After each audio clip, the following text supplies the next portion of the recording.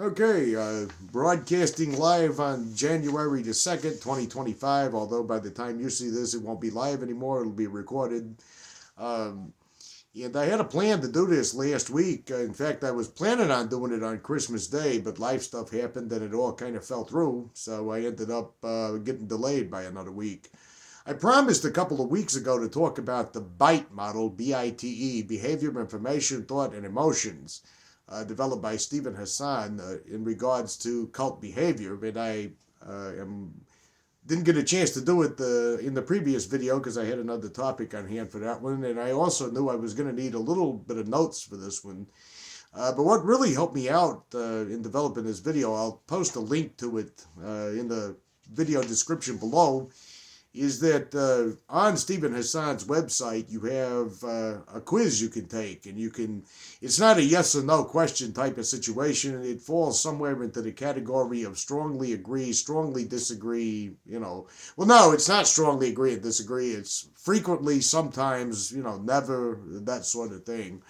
And I took the opportunity to print most of those out, and I know that for myself, I ended up scoring pretty highly with my involvement in AA. And if you do go to the website and you do try to take the test, one thing that's really important in determining, in my opinion, something I had not previously thought about when I started doing these, is how deeply involved you are in the cult itself that you're going to take the quiz on. For example, when you go to take this quiz, it even asks, how long were you in it? How deeply was your involvement? All those kinds of things. It occurred to me that if you went to AA for maybe a couple of months and just said, well, this is bullshit, and you left, you might not actually get an opportunity to witness just how deep this cult type thing runs, or you wouldn't maybe have an opportunity to witness the amount of control they exert over your life. I know that when I first got to AA and was just going there because I had a drinking problem and had been told that this was the go-to solution for a drinking problem, I didn't have any inkling that it was a cult. There was a few things that disturbed me at first, but, I did a lot of compartmentalization, and I think due in part to the fact that this organization gets such a pass from society in general and is portrayed in such a positive light, or at least it was when I was growing up in the 80s and 90s, and all those after-school specials and those television movies that later on get shown on, what was the name of the fucking channel? Lifetime. Those Lifetime TV movie type things, it's always portrayed as this positive type thing where, all these groups of people are sitting around with these professionals and it's all done uh, in a certain environment that's similar to group therapy, but it doesn't mirror anything like the reality of the entire situation. But I didn't really, there were things I heard that bothered me, and there were things that I heard that, like I said, I just compartmentalized them, and I said, well, maybe that is what they're telling me is true. Maybe it's just my stubbornness to not want to quit drinking that I'm not giving myself completely into this. And I also think that I was in a place where I was in the in between place where I no longer believed in the religion of my youth any longer, but I was kind of in that in between area where, I didn't really understand, like I've said on here before, what a logical fallacy was. I didn't understand the errors that people oftentimes make when they're trying to reach conclusions about things, and there was, I wasn't exactly well prepared to enter into this with the defense that I have in mind now. Like hindsight being 2020, 100% in this situation. So I was, I walked in there vulnerable. I walked in there ill prepared to deal with people in general. Even though I thought I possessed some kind of street smarts, I actually believed the lie when I entered AA that everybody there was really truly trying to overcome their drinking problem. That most people there were probably like me. There is a term, and it's not in the I think therefore I am thing. It's called philosophical solipsism. Solipsism generally deals with this idea of, can you truly know anything outside of your own experience? Or is there anything that exists outside of your own experience type thing? But we won't go down that road here. We're talking about a psychological solipsism where you have a tendency to project your own beliefs, desires, and ideas onto other people. You're assuming that a lot of people around you, especially if you're in a group of like-minded people, have the same goals as you, have the same ideas as you, might have the same approach to life as you do. this idea that AA sells to you when you're new to it. Well, we're all just a bunch of people who had a severe drinking problem, and this is the place we all came and found a common solution. Sadly enough, I realized I did not have the street smarts that I thought I had. And the place was packed full of predators and liars and manipulators and people that were just totally disconnected from reality in general, that were given a voice to run things in there and were looked up to as positions of authority. So, like I said, being in that funny place where I didn't know a lot about logic, I didn't know a lot about reasoning, I didn't know anything about things like deductive and inductive reasoning or any of those other things. I was kind of ill-prepared for what I encountered in there, and it was easy to explain away some of the bullshit that I was seeing as kind of a holdover from the religious thinking of my youth, I think, more than anything else now, in retrospect. But because AA does things two different ways, by the way, and it's something I wanted to point out in this video before I dive into all these questions, is that if you'll notice, if you'll pay attention and really notice, because I actually had to run over this in my head numerous times before I started this video, even before I had the idea of this video formulated. AA members only do that, you don't have to believe in our God. You can believe in any God you want in here. Well, we don't say who you can believe in. You just have to believe in something bullshit. They only do that when they're called out for their pseudo-religious garbage that they're pushing in there. If you sit in enough meetings, you'll hear everybody telling you exactly what God wants, exactly what God thinks, exactly what God demands of you, and exactly what your real purpose is, which is to serve God. Try rephrasing that as, my real purpose is to serve whoever I choose to believe in today and whatever I choose to call it, and it doesn't really work.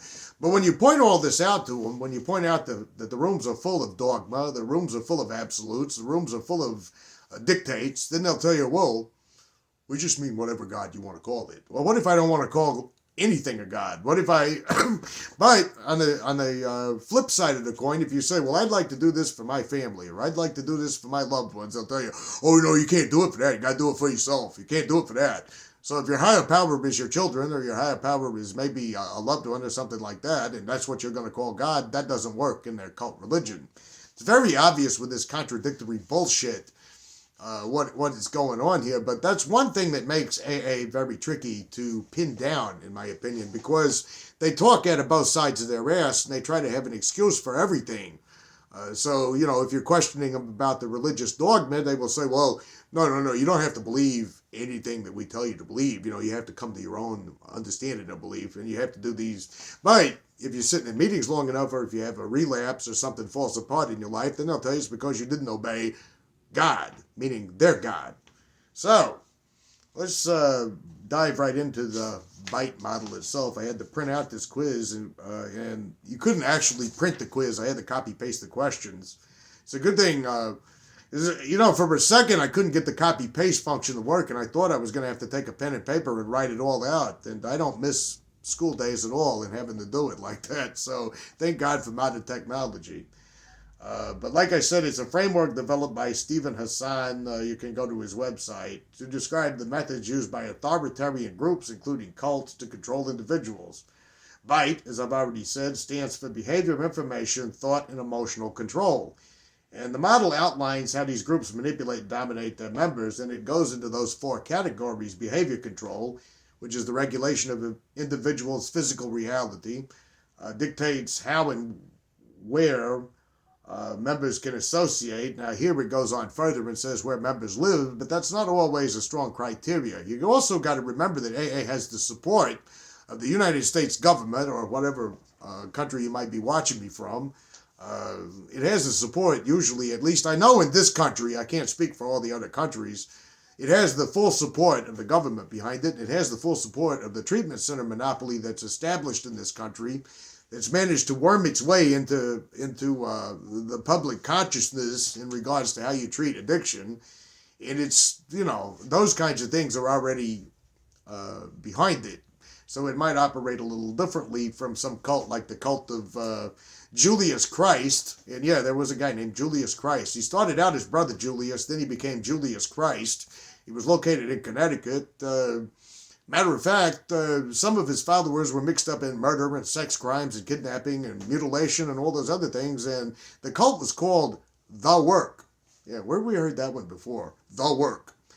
Seemed like he could have come up with a better name than that, but they're still active today and still have followers. Not every cult has to fit that profile. Not every cult has to be some isolated community living out in the middle of nowhere on a compound with weapons everywhere surrounding them where people can't leave and people can't do anything like that. There are plenty like that in operation and who do exist. Some who exist after the leaders are dead, by the way, so you can throw away that AA defense. Well, there's no leader in AA. Some of these cults, like the cult of Brother Julius, the leader is dead. Old Julius died a long time ago. I don't know if he resurrected or whatever the fuck happened to him, but yeah, he's no longer alive, but the cult is still around. Anyway, information control usually regards withholding or distorting information. Yeah, read the big book. Only read the big book in the 12 and 12. Don't go to those outside sources. They don't know what they're talking about. Moderation management failed because the founder died drunk killed someone in a drunk driving accident. They don't tell you that person was actually in AA at the time and had abandoned moderation management. So they do limit access to non-group sources of propaganda, reinforce group ideology, manipulate perceptions, encouragement of spying and reporting on each other, thought control, indoctrination, suppressing critical thinking, emotional control, manipulation of emotions, fostering dependency and loyalty, kind of like the sponsor spot C thing that someone requested me to do a video about, which I'll try to maybe go more in depth than I have on this channel with that. But we're going to skip forward here to the actual 10 questions for each subsection: behavior, emotion, information, thought. So under the behavior thing on the quiz, the very first question is: individualism was discouraged. Now that's kind of a almost always, next to never type of thing that you'll see on the quiz itself if you choose to go to the website and take it. But individualism was discouraged. Well, 99% of what you get indoctrinated with when you're new to AA is you got to think about others outside of yourself. You've always been selfish. You've always been this, that, and the other thing. You also have to remember that you're told by yourself you are nothing. The Father has to do all the work within. Well, that sounds like a 1970s cult movie, does it not? You're also told that your common welfare should come first. Personal recovery depends upon AA unity. You're told that if you try to do it your way, you're going to fail. You can't do it your way in here. This is a we program. This is not an I program. So, yeah, I would say AA scores pretty high on that one. Individualism is discouraged in AA. As a matter of fact, think about the way they're always talking about how your regular human emotions are bad for you. Your ego, your sense of self, your sense of importance. All these things are demeaned and what's the word I'm thinking of? All these things are demeaned and pretty much put in a category that equates to sin in a religion. You're always told that what you want doesn't matter. Your own will is terrible. Your brain is terribly broken. Self-will run riot, all that other stuff. You need good orderly direction in the form of a group of drunks. Although why you would want that, I don't know, because a group of mentally ill and mentally unhinged individuals that can't even get their own shit together is not the best source of information for me to run my life with. But, yeah, I think we can put a solid 10 on that. Individualism was discouraged. And so the next question on the behavior thing, or at least not question, it's just a statement that you either agree with or say it didn't happen. Psychological punishment was expected for disobedience. I think we could give AA pretty much a high score on that one. What happens in AA when you get back into self? What happens in AA when you drink again? I got back into self. I stopped going to meetings. I started isolating. Oh, yeah, can't have isolation in here. Got back into my own, took my will back. I used to hear people say that. I took my will back from God. How'd you do that? Did you go to did you go to the God bank and you walked up to the receptionist and you rang the bell and you said, I'd like to see someone. I've got a deposit of will here, my will that I gave over to God to control, but I'd like to make a withdrawal and I'd like to take my will back now so I can go drink again or something like that. I always didn't understand what that meant. I took my will back from God. You're told that if you pull away, that if you start missing meetings, that, what do they tell you about? You hear hushed terms in the rooms. He's out there. I haven't seen him in a meeting in a very long time.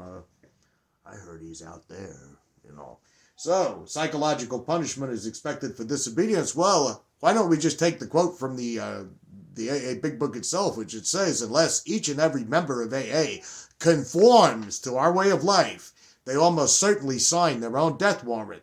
And it's not their fault. They tell you it's disobedience to spiritual principles. So yeah, I think we can give AA a solid A on that. Pretty much regularly. Always happens. Let's go to the next one. I was not allowed 2 weeks of vacation per year. Now that sounds tricky at first, right? It sounds like that doesn't fit the AA cult religion. But now, if you're watching this and you were in the AA cult for an extended period of time, more power to you if you were only in it for a short period and got out, or more power to you if you, had to do your 90 to 90 and get your court slip signed and, you got the fuck out of there. But if you were in AA for an extended period of time, now think about this, because this one almost got past me. This one I almost said I was not allowed 2 weeks of vacation per year. Well, I don't guess that applies here. Bullshit. Think about what happens when you go out, when you mention that you're going out of town. What's the first thing they'll tell you? You better go to a meeting when you're out of town. They got AA meetings everywhere, all over the world. I would hear people bragging about how they went out on a cruise and they had to find an AA meeting on the boat. And they said, we had an AA meeting on the boat. And the whole time, all these people on vacation were laughing and having fun and playing and drinking. We were getting serious about God on that cruise. Boy, you guys are fucking killjoys, are you not? Can't you just see how insufferable those assholes would be in a situation like that? Because they never can wait to tell you that they're an AA cult member. I could just see somebody like out on the dock, glass in hand, saying, wow, it looks beautiful. The water looks beautiful right down here in the Caribbean. Well, I'll tell you what, I wouldn't even see this water before 5 years ago. 5 years ago when I was drinking mouthwash behind the dumpster and robbing banks, I wouldn't have, the person's probably thinking, holy fuck, I started a conversation with the wrong fucking individual tonight, Can just see that. I've had people talk about, in my time in there, my 11 years, I've had people say, yeah, I was on vacation out there in whatever state it was or whatever country it was. Boy, they don't do AA right out there. Everybody goes, oh, they just don't do it like my home group. The whole time I was on vacation, I says, I got to get back to my home group because they do sobriety real there.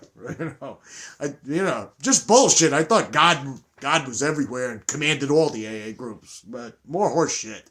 So yeah, I would actually give AA a solid A on that.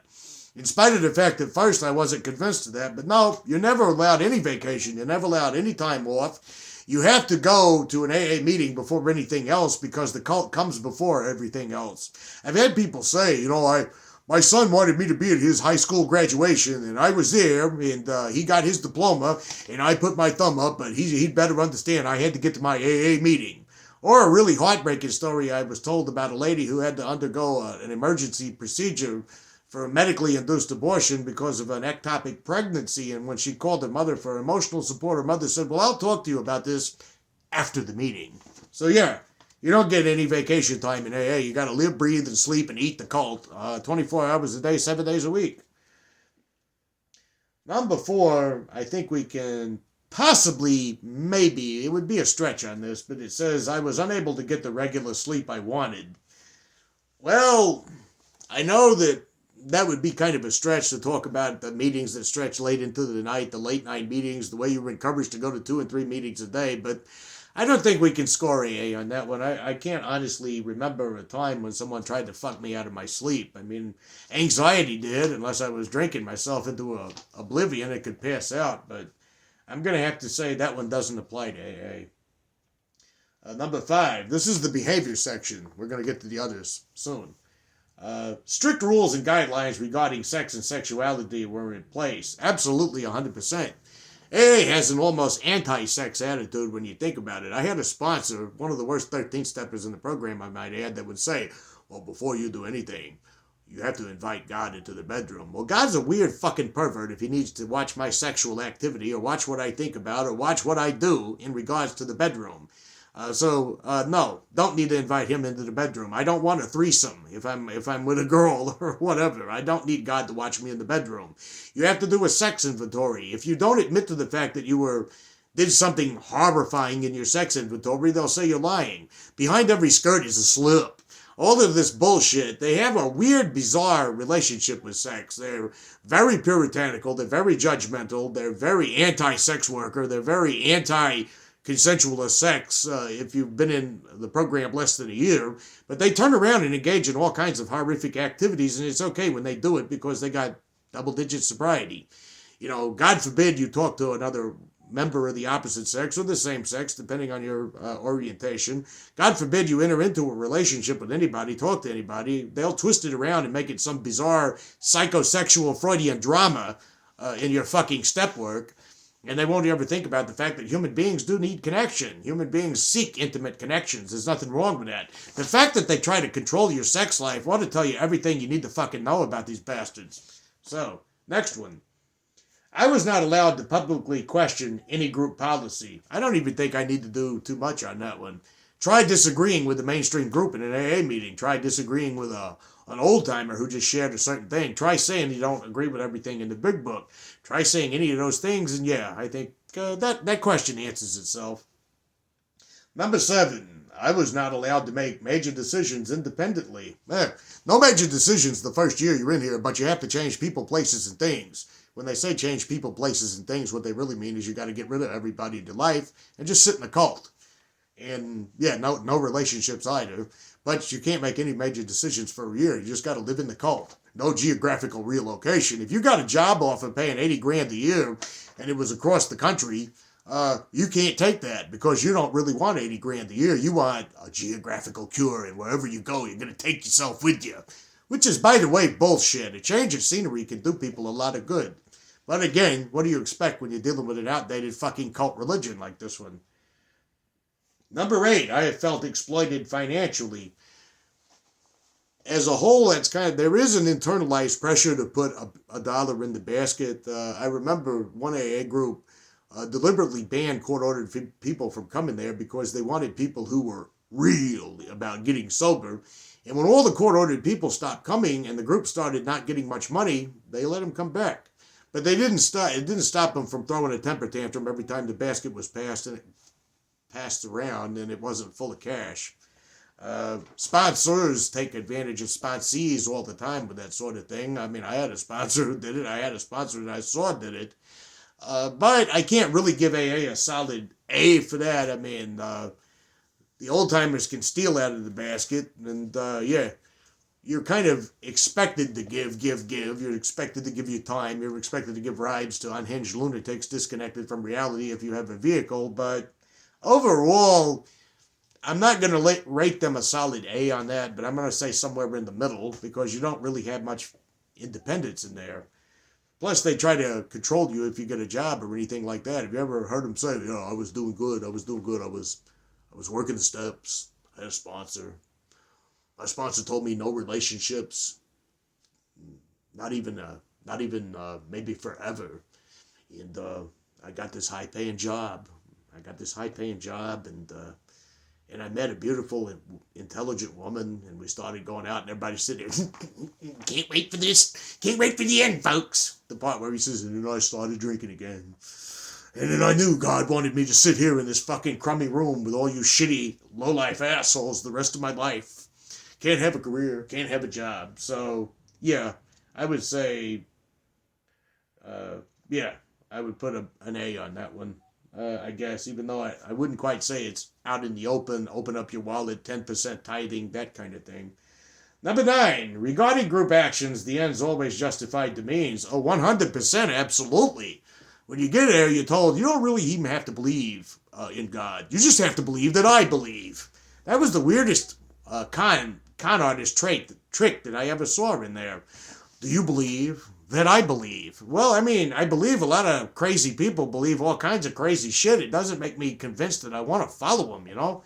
I'm pretty much convinced that some of the people who followed, who was the guy in Jonestown? Can't say his name, but you know who I'm talking about. I'm pretty sure some of those followers were convinced to drink the Kool-Aid from Jim Jones. Doesn't mean I want to do it. So, do you believe that I believe is kind of a stupid statement in of itself. But the ends always justify the means. You can believe in whatever you want. You don't have to do anything in here. And you find out right quick. If you want to fit in with a group, you have to get a sponsor. You have to read the book. You have to share the right things in meetings. Otherwise, you could be one of those people that's borderline invisible. Nobody's going to talk to you. Nobody's going to accept you. Nobody's going to give you the time of day. You gotta talk cult talk, and you gotta be involved in cult things, because after all, this is a we program. There's no individuals in here. So yeah, the end's always justified. It means they'll lie to you, they'll manipulate you, they'll gaslight you, they'll do whatever they got to do to keep you there. And if you're a fairly new person and you're not really 100% certain about this, they will love bomb you. They will love bomb you until you feel like you have no choice here. Man, these are all my best friends. Until you fuck up and drink again, that is. Okay, we're on the last one on behavior. I felt pressured to be obedient to leaders and group rules. Need I say more? Get a sponsor. Your sponsor's always right. You never hear nobody sharing a meeting about how their sponsor was a piece of shit who stole from them. It's always like what is that? It's always a scenario where it's like Mr. Miyagi and Daniel LaRusso. You know, he's always right about everything. That's the way they tell the stories in there. You can never hear about sponsors who abuse sponsees, steal from sponsees, do other nasty things. You never hear about that. No, you gotta conform in here. Why? In our group is only one authority, the loving God, as he expresses himself in a group conscience. And a group conscience is a bunch of unhinged lunatic assholes that run those groups to feed their fragile little pathetic fucking egos while telling you you can't have an ego. So I felt pressured to be obedient to leaders and group rules, provided you follow simple rules. You know, that's in their literature. Simple but not easy. A price has to be paid. Destruction of you. The father of light. This is like a bad L. Ron Hubbard story when you think about it. All right, so we're done with behavior. You can stop the video if you would like and let me know if you want to, or replay it. Think about it. Tell me what you feel about that one. And now we're going to go to information. Facts were always less important than beliefs in the group. I don't even think I have to comment on that one. I think that's 100% obvious. Okay? They'll sit in meetings. I remember people in meetings would say, feelings are not facts. When in truth, that's all they're doing is feelings, feelings, feelings. You know, I was going to go get a drink today, and just as I pulled up at that liquor store, I passed this car, and there was a friend of Bill's bumper sticker on it, and I knew God was talking to me. You know, they preach the most illogical horse shit in there that anybody with any kind of information of critical thinking or logic in front of them could take apart and dissect and see as total fucking insanity right away, but it's passed off as the absolute truth. We're supposed to believe that guy was in that hotel room and said, God ain't doing nothing for me, and some booming voice that looked like Charlton Heston came from the sky and said, who are you to say there's no God? And the man never drank again. We're just supposed to accept shit like that as being a fact without any consideration of anything else. So yeah, lying. I think this one doesn't require an explanation either. Number 2 on the information, lying, especially to outsiders, was necessary to advance group aims. There's no 13-stepping in AA. I've been going to AA 25 years. I've never seen anybody 13-step anybody. I've never seen anybody abused. I've never seen anybody commit suicide in an AA meeting. Oh, no, don't pay attention to that guy who blew his brains out last night after that sponsee stole from him and you know, let him get hooked on heroin again. Don't pay attention. I'm not talking about that. I'm just talking about, in my experience, 25 years in AA, I have never seen any of the things you're talking about in these videos. I could go on, but I think the detail, I don't think, just think about it. How many times have you seen people lie about AA?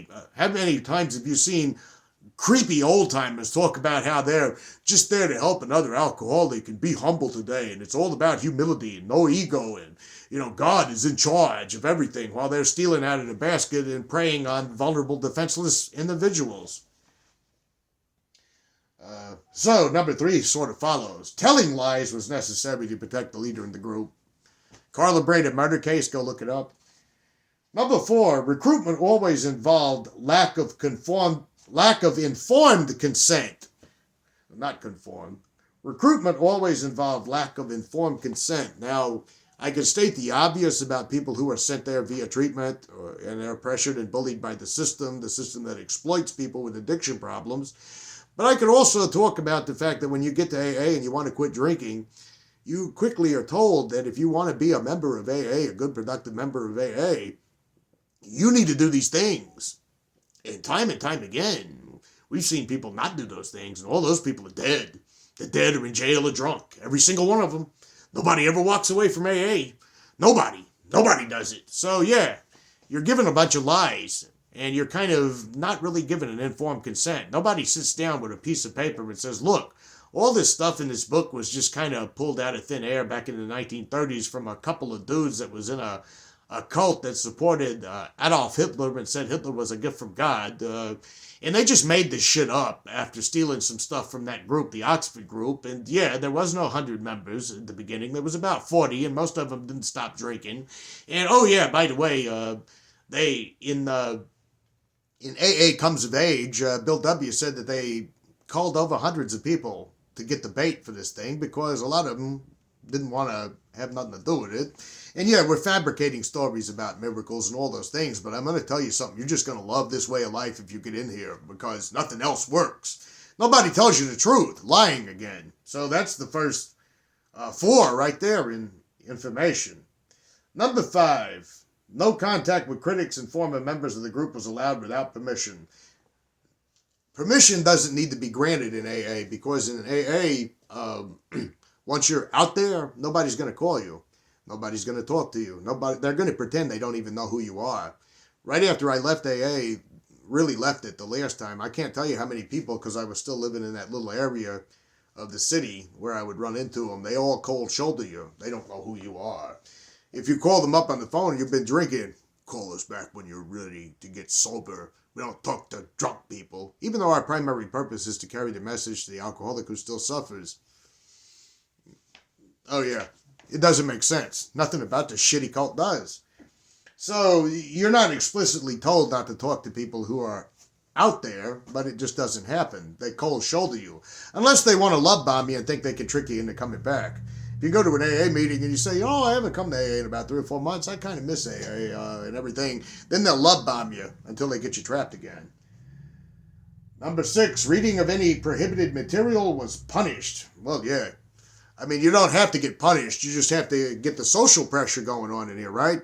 You know, well, when I got here, I was smart. I thought I could figure it out. I read psychological books. I read philosophical books. Why, psychology majors told me that they had never seen anybody like me who was as educated as I was about psychology. The psychology professor told me, you should teach the psychology course. You know so much about psychology. And none of it worked. Only AA worked.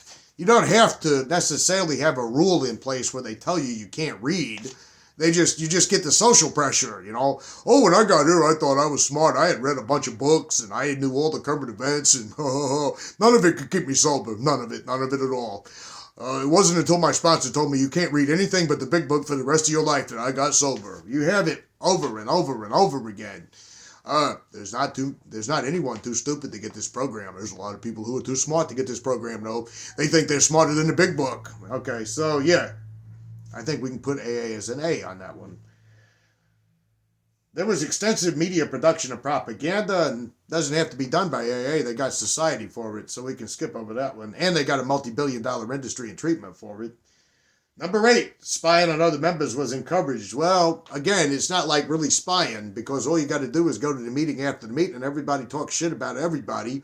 The old-timers who all sit in there and talk like they're all like best friends who all came in together, at least during my time in there, they all hate each other behind their back. You know, there was 3 guys that ran this one group. And I'm not even going to dignify the airways with their fucking names because they were pieces of shit. But everybody looked up to them, and everybody was in one of their camps. You know, well, when I got here, he was my sponsor. And another one, oh, well, when I got here, he was my sponsor over there. That's him over there. That's my man over there. And, you know, you already got the idea. Well, all 3 of those guys would all share off each other, and they'd act like they were so just enamored and in love with each other. And then if you sat in a meeting after the meeting at one of the local coffee shops after the meeting was over with, they would talk about, oh, that guy had like 3 different children by his sponsee's girlfriends out of wedlock. He even dealt his sponsee cocaine one time. And then the others, it's just like that. They all hate each other behind their back. They're all petty. They're all jealous. They're all trying to get the limelight. And there's no room for anybody else in the limelight but themselves. So, spying on other members, you don't have to. They're all petty, backstabbing gossipers. Reporting any breach of rules was mandatory. Well, there are no rules in AA. There are no rules. We'll just give you a cold shoulder when we don't like you. That's about the way that goes. So I don't think we can score AA on that one. The history of the leader in the group was rewritten. I'm talking so fast in my normal Jersey voice that I'm blah, blah, like that. Yeah, exactly. Bill W. was a con artist. He was a complete failure. He flunked his way out of college. He was no successful Wall Street stockbroker. He didn't do any of those things. He didn't just choose his own conception of God with Abby, like they said in that book. He didn't happen to pray and run into Dr. Bob, like they say in that book. All that was bullshit. They were all members of the Oxford group. There was a whole lot of, when he meets Bob in Ohio, that was not some accidental circumstantial thing that was directed by the divine light of the universe. That was him calling the Oxford group and saying, hey, I want to talk to an Oxford group member out here. There was no first 100 members of AA. There was only like 40 or 50. Most of them did not stay sober, and that's why they took their pages out of the back of the big book. And, I can go on and on and on. How many people, in all the years I was in AA, I had no idea that Bill W. died begging for booze. And when I brought it up, everybody said, thank God he didn't do it because that would have invalidated the program. So he was lying when he said he had that spiritual experience and the desire to drink was lifted, never to return, because he died begging for it. So that leaves, that's the end of behavior, that's the end of information. You can pause and ponder if you would like, or we can keep going. We only got 2 categories left here, 10 questions for each. And I know this video is a little bit long, so I guess we're starting out the new year with a bang. Thought. These will be pretty easy, and they'll be pretty obvious. I won't have to spend a lot of detail on them. The group's doctrine was the truth. Oh, absolutely. Think of the mental gymnastics they go to defend their horse shit. Well, it's true for me. There is no true for me when it comes to this metaphysical garbage, okay? If I believe the world is flat, the world does not become flat. I can't say the world is flat because it's true for me. The AA God is real for me. That's a bunch of bullshit. Did you see that thing? Maybe you want to look this up.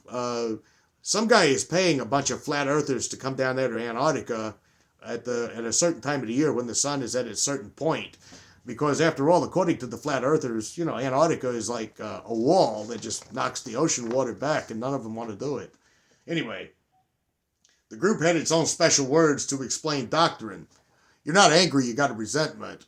You're not just stressing out about something, you're fearful. You haven't turned it over yet. All that redefining words, so that's part of it. Critical thinking was rejected. That's obvious. The scientific method was criticized. Well, they don't even know what the scientific method is, so I think we can skip that one. Asking critical questions was viewed as rebellious. See, you want to do it your way. I know what you're doing. You're in denial. You want to do it your way. It's your ego. It's your self-will. You're back into self again. Yeah, I think we can give AA an A on that one. Hypnotic techniques were used. Repetition, fixation, and mimicry. Well, nobody is sitting in a dark room somewhere with the light shining in their face and everybody, getting hypnotized or getting sleepy or getting sleepy or getting sleepy. You can feel your left arm moving up, or in my case, the right arm right there.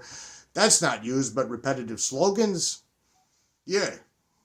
You get to the point where you think in slogans when you're in AA long enough because that's all they give you constantly. Cliches and slogans for everything. You don't even have an original thought in your head any longer. All you do is repeat cliches and slogans. So yeah, I think that's pretty obvious. Number 9, critical questions about the leader were punished. Well, yeah, you can't talk bad about Bill W. in AA, because if you talk bad about Bill W. in AA, that's just you. It's all your fault. You have a resentment. You're in self-will. You're in denial. Your emotions, you can't trust them because you got a broken thinker, and you can't fix a broken thinker with a broken thinker. Yeah. Number 10, and this is going to end thought, alternative belief systems were illegitimate. Well, yeah. Try saying you tried to get sober without AA and see what they do to you in there. I think we all know that if you've been in AA for any period of time, if you're not a true blue believer in the cult, and the cult is the only answer to everything, then yeah, you're pretty much an outcast. Go in there and say, I got sober with the help of therapy. Somebody's going to have to say, well, when I got here, there was a lot of people who thought they could get sober through therapy, and those people are dead. Those people are in jail. Those people are drinking themselves to death. Yeah. Tells you all you need to know. So the last bit here, and if you want to rewind, pause, and play it in slower speed because I'm kind of talking a little too fast in my normal voice. I'll try to slow it down next time, I promise. We're on the last one now. Emotion. In the group, we believed we were chosen and elite. We never apologized to anyone for depending upon our Creator. As God's people, we stand on our feet. We don't grovel for anyone, except the AA gurus and the cult. Number 2, love bombing was used to manipulate newcomers. Do I even have to comment on that? Number 3, use of information gained in confession was used to control. That's what that 4th and 5th step is all about. Information used to control. There was an organization that branched out from the Synon group. It's called the Harmony Group. There was a lady on YouTube who does true crime podcasts that was talking about these deranged brothers that came from the Harmony Group. The Harmony Group was just like the confrontation therapy in Synon and the confrontation therapy you get in treatment. They gained all the dark secrets about you after sleep deprivation and food deprivation, and then they used it all against you to break you down, make you cry, make you feel like you were nothing, and then they would start building you up with the power of the group, of course. Whenever something went wrong, members were made to feel guilty. You had a part in that. If your car broke down, that was your fault. If you were sexually assaulted when you were a little child, you had a part in that. That's your fault. That's on your 4th step. You confess that. So, yeah. Number 5, if you deviate from the group's techniques, you would suffer a horrible fate. You either do AA or it's jails, institutions, and death. Unless each AA member conforms to our way of life, he signs his own death warrant. Right there in the literature. 6, there was no legitimate reason to leave the group. Now think about that for a minute.